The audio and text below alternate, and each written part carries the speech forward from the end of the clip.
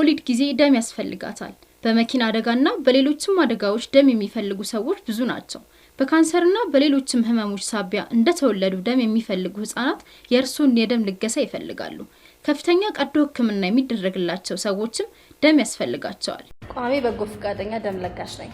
ደም በመስጠቴ በጤናዬ ላይ ምንም አይነት ችግር አላጋጠመም። እንደውም ደስታዬን ጨምሮልኛል። እናንተስ?